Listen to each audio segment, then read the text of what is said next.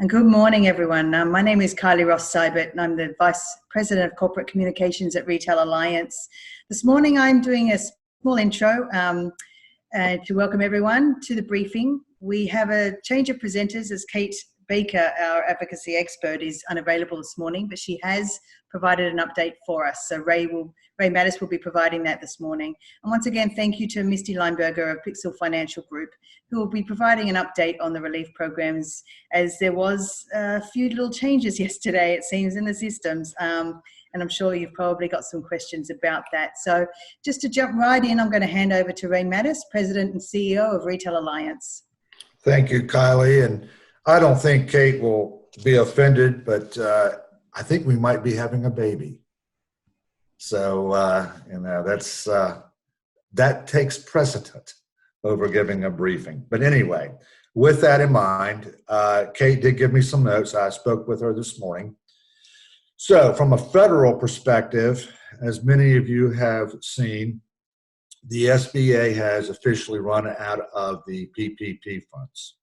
So Congress has got to act on the fourth COVID-19 stimulus package in order to reinfuse that loan program. It appears that both parties agree on adding the additional money to the package. However, there are other aspects of the stimulus package that still need to be ironed out. And so Congress is trying to figure that out. We did send out a VRF email on Wednesday, and we included in that email an action alert by the National Retail Federation. We're asking our members to reach out to your congressional leaders and please beg them that they need to act now. They need to act fast.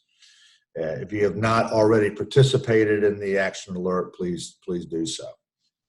On the state situation, there is sort of like a contradiction we were talking about earlier. The governor has extended his executive order number 4053 until May 8th. This is the order that covers what businesses may be open at this time. However, the stay-at-home order, executive order 55, is still in effect until June 10th. So we'll see how that works out. I'm sure that those two executive orders will eventually be coordinated. And anyway, that's where we are there. On the veto session, next week is that veto session in the General Assembly. And this is really where the General Assembly comes back to vote on any amendments of vetoes and the governor made on legislation that was passed during the most recent 2020 session. We sent out a report of the governor's actions in the VRF email that was sent out also this past Wednesday.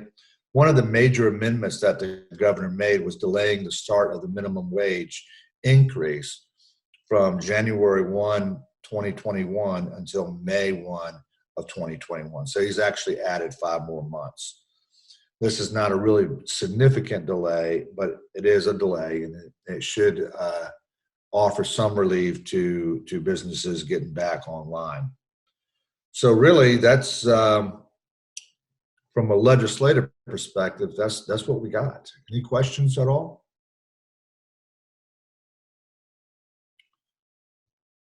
Okay, then Kylie, I will hand it back over to you. Unmute. There we go. Turn myself back on. Okay, so we have a few different webinars that we've had this week, which were very good, I must say. We had the first one was from Cheryl Tan Media, who talked about the ins and outs of video. So if you've thought about doing a video to showcase anything in your business or try and sort of move any product or anything like that, please look at the recording of that on our YouTube channel. Yesterday, we had 3 Retail Alliance board members join us for a panel discussion, just talking and sharing about their experiences and response to the pandemic. Pam Katrancha from Garden Gazebo, Laurie Yunker from Once Upon a Child and Closed Mentor Newport News, and Chuck Plomgren from Cartridge Man. So I wanted to thank all 3 of those board members And we will actually be having another one. I'll talk about that in a moment. But all of these recordings can be found, as I said, on the on our YouTube channel, which I've put up on the screen, youtube.com, Retail Alliance. Just search for retailalliance.com. So upcoming webinar, and Joey has just actually informed me of a new one, but for Tuesday next week, we have at 10:30 special time, 10:30 a.m., another session with 3 other board members.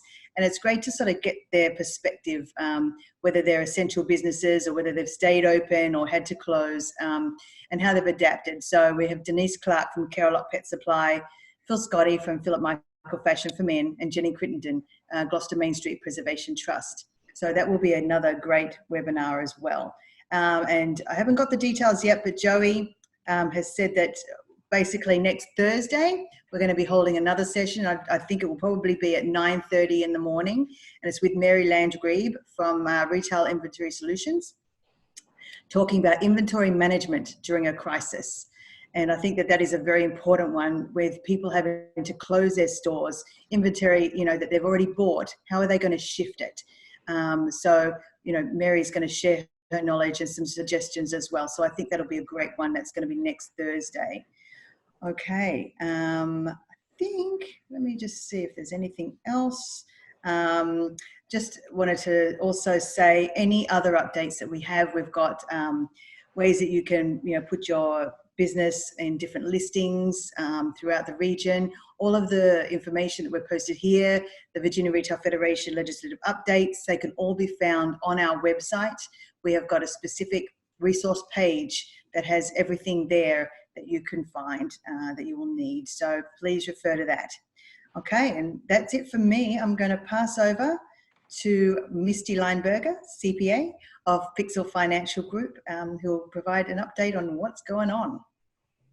And clearly there's plenty going on. All of you have heard that the PPP loan program was suspended yesterday because they ran out of money. And from my end, a lot of people were kind of up in arms because there doesn't appear to be any rhyme or reason as to when you applied versus when you received the money. I know people who applied within the first day or two of the applications coming available and have not been funded and don't really know if they're going to be, versus people who applied as late as the day before yesterday and having been approved by the end of the day. So a lot of it is kind of on a bank per bank basis. Questions I've been receiving are, do we continue to apply for these PPP loans? And the answer is, I think you need to ask your bank about that.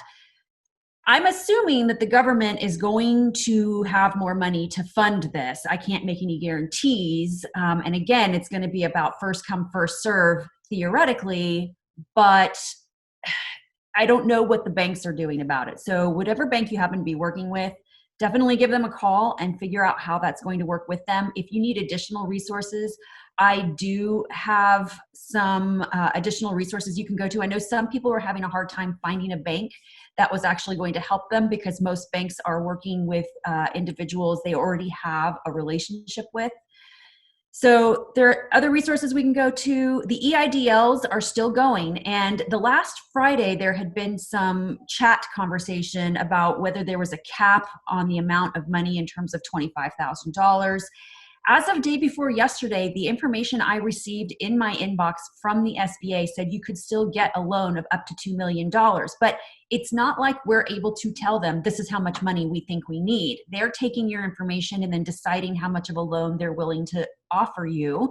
And it hasn't been a lot of money lately, which I think is feeding into the rumors that they've got some kind of cap going on right now. And the bottom line is I still don't know how they are calculating these loans in terms of the EIDLs, but that program has not shut down. So, that's always another avenue for you to go. I know of a handful of people who were funded through the EIDL who applied early on. So in terms of getting these loans, I'm not quite sure what to tell you, except for talk to your banks about whether or not they want you to continue to apply for the PPPs. It is a much more involved application than the EIDLs. So if you can get a head start on that paperwork, it's a good idea. Now, I do have a question here that I want to address about the payroll credits. Now, there are two different payroll credits. Payroll credit number one is if you are paying leave for individuals who have been directly affected by COVID-19. So COVID-19 paid leave, either they have it, are presumed to have it and have been told to quarantine, are caring for an individual who has it or is exhibiting symptoms. They don't have childcare or daycare facilities for somebody in which they are the primary caregiver. There's a list of like 6 different criteria. But if you are doing paid leave for specifically COVID-19 reasons, that money is actually going to get reimbursed to you 100% through a tax credit. So it is very important for you to be working with your payroll companies to make sure that that time is being coded correctly. I know payroll companies have come out with forms and special codes in their payroll systems to track it. So make sure you're working very closely with them. The other payroll credit that is available is called the employee retention credit. It cannot be, you can take this credit or you can take the PPP. You cannot have both of those. What this credit does is, first of all, to qualify for it, you have to have income reduction of 50% or more from the previous year. It's available for March 13th through December 31st. So qualified payroll is through those dates. And if your income has decreased by 50% or more from the previous year, you qualify. Once you reach 80%, you no longer qualify for this credit. And what it is 50% of your qualified payroll up to $10,000. And essentially what you're going to be able to do is take that credit and apply it towards your employer, the employer portion of your taxes. So the employer taxes that you file on a 941. Social Security, pretty much, right? So if, let's say you receive a $5,000 credit, but you only have $2,000 of employer taxes on the 941, that's a difference of $300 or $3,000. You're going to be able to fill out a Form 7200 to get the rest of it refunded. I don't know when those forms are going to be taking place or when you're going to be able to start submitting them yet. We're still working on that information. The other thing is you're just not going to pay those taxes when you send in your 941, but we're still trying to determine if they're going to modify the 941s with a little check in the box that says we're taking advantage of this tax credit, or how we communicate with the IRS in terms of who qualifies and how they're using it. We're still working on that as well. So the mechanics are a little iffy right now, but that's the employee retention credit. All right. I have another question here. It says, if businesses aren't taking advantage of the EIDL, do you think they'll shift some of that money to the PPP? I don't know. I would have no idea. Definitely not an expert there. I can tell you that businesses are taking advantage of the EIDL, so I think it would be difficult for them to shift it, but that's just my personal opinion. I don't have anything to back that up whatsoever. Then Pamela received a request this morning for additional information. So, and then it says, I went to my portal to find another new form. It is a PPP loan amount template. Well, there was a new template that was released. The banks still have their own applications, but there is a template that was released by the SBA as kind of a go-by for self-employed individuals applying for the PPP, just because their answers to information are going to be different than what was happening with the original PPP application. It just wasn't fitting that circumstance. So they did come out with a new one for self-employed. So Pamela, I think that answers your question, but I'm not entirely sure. The fact that you received request for additional information this morning means that your application was already in process, and it looks like you might be funded for this. Because as long as you have a number, from what I understand, and again, I'm not a banker, and I was kind of hoping Tara would be here today. From what I understand is if you have like a number, like you have a loan number, you will probably get funded. I can't make that guarantee, but that's the information I have at this moment. And it's for businesses that file a 940, which is most businesses who file payroll. So I'm not sure. I don't know about that one. I'd have to look at that one, Pamela. Not entirely sure. All right. So, and then of course, there's some updates on unemployment as well. So, I mean, a lot of self-employed individuals have been applying and being rejected, and that was expected because you don't pay into the Virginia unemployment system. So the weekly benefit allowance for Virginia will be rejected. However, once the federal unemployment assistance program kicks in, you'll get that $600. And then those of you who do pay into the unemployment system will get both the $600 plus your weekly benefit allowance. The weekly benefit allowance for Virginia goes up to $378. After the first 26 weeks, that weekly benefit allowance from the state of Virginia will fall away, but then the federal 600 will remain in place for an additional 13 weeks for a total of 39 weeks. And I think that pretty much covers most of there's not a whole lot of like new information in terms of how things are being administered. It's just generally the fact that the PPP is exhausted at this point in time. But if you already have your stuff in process and you have a number, I believe you are going to be receiving your funding for the PPP. And that's it. That's all I have for today, Ray. Thank you, Misty. We'll try to get a banker here on the next one, Kylie. I think that would be a good idea. I know they're swamped, and that's probably the main issue. But I think it would be an added benefit to our members if we could get somebody here for the next briefing. Yeah, I mean, Tara was unable to make it this morning. She was trying her best. She was on another call. If anyone has a specific question, we will ask and we'll do a follow-up. We can put that in our next newsletter or somehow, put it on our member group or something if someone has a specific question that she can answer.